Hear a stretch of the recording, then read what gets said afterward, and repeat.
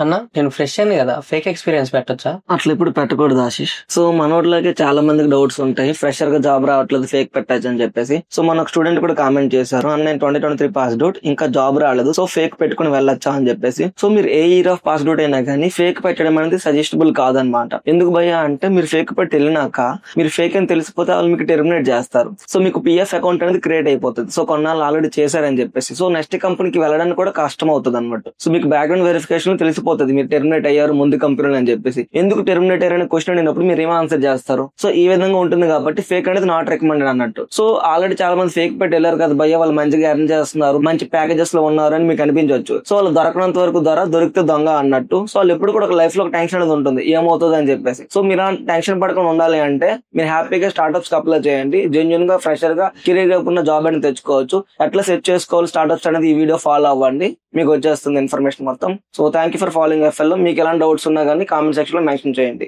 Thank you.